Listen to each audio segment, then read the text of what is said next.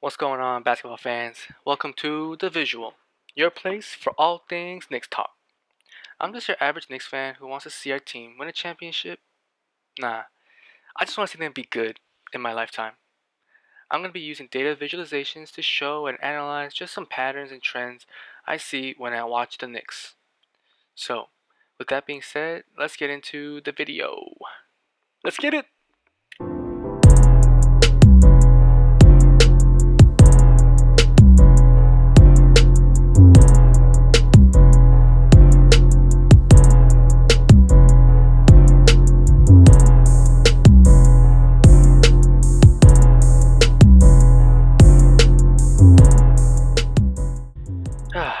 Last year's Knicks, man.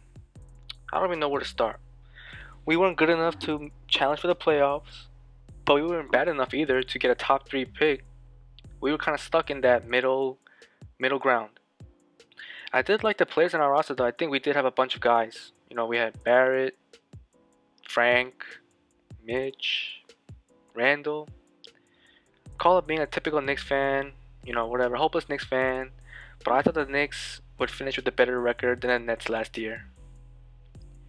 Yep, that was my hot take.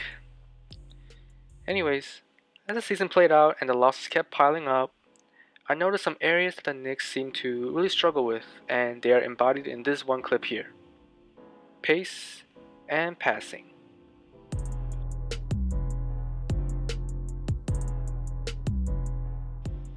This graph here shows the pace of each team last season. Pace can be basically described as the number of possessions a team uses per 48 minutes. If any of you guys have watched a Knicks game last year, this comes as no surprise. The Knicks finish with the 6th slowest pace. Usually you would encourage your younger teams to push the pace in order to improve the quality and quantity of their shots, which led me to dive deeper into the numbers to see how the 5 youngest teams in the league did last year: the T-Wolves, the Suns, the Warriors, Bulls, and the Knicks. When you look at the stats for these 5 youngest teams, the Knicks actually tied the Bulls for the second highest field goal percentage, trailing the Suns, and with the Warriors finishing last. Although it was a very small difference, it was still interesting to see. On a side note, the Knicks shot 44.7% from the field, which actually ranked 25th in the league. But in relationship with these 5 youngest teams, if the Knicks shot okay from the field, you would think that their points per game would reflect that, right? Wrong.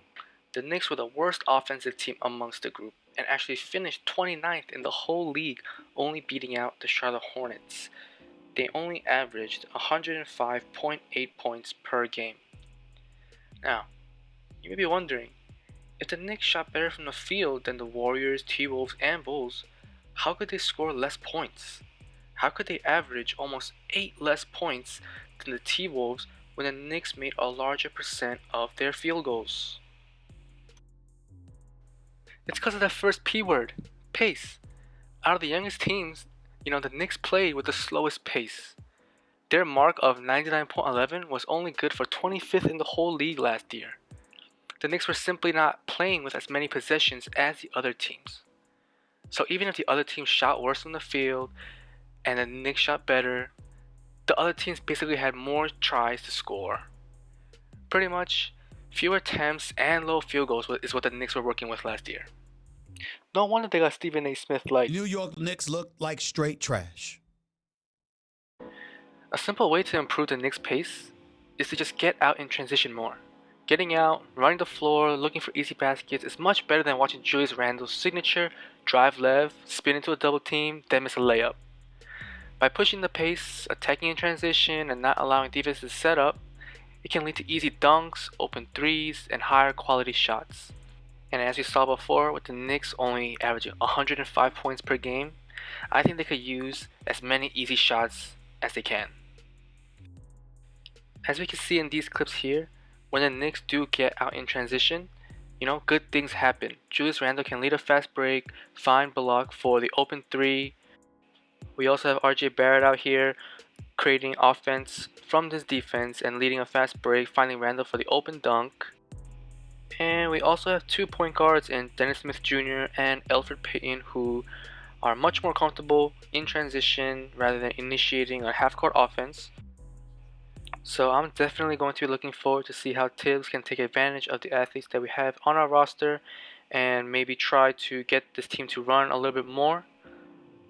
Tibbs coach teams have never prioritized transition, so maybe this year we can aim for at least 29th in transition offense this year. We'll take baby steps. The next area of focus I want to turn your attention to is the Knicks passing.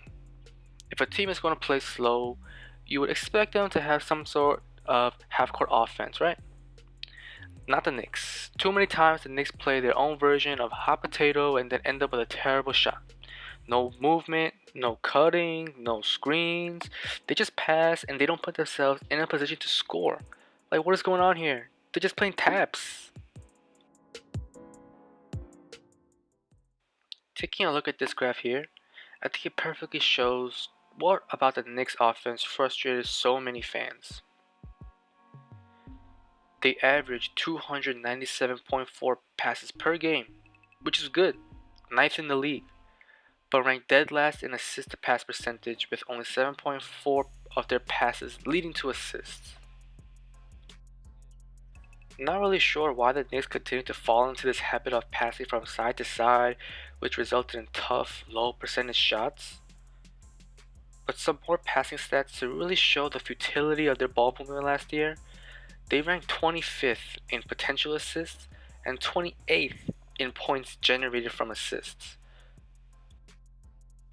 These numbers continue to highlight the fact that many of the Knicks' passes were made with no threat to score. They weren't pressuring the defense. I'd much rather have them running some simple pick and rolls where one pass can get them an easy layup or a dunk, and maybe an extra pass will get them an open 3, rather than having 4 players stand around playing 500. It's not like we don't have the players either. Elfrid Payton, RJ Barrett, DSJ are all capable of attacking the defense and finding the open man.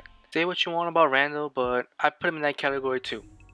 One of the promising aspects of his game was his ability to pass and initiate the offense. He is our $20 million a year player, so we can't give up hope yet, right? There were glimpses of what the Knicks could do when they pass with purpose. When there is ball and player movement, they score points. In addition to ball movement, there is cutting and screening going on, all actions to get more players involved in the offense and able to set up these shots. Tibbs coach teams have historically been average or slightly above in passing statistics, so hopefully he can instill some schemes to encourage ball and player movement, because who doesn't want to see this kind of basketball?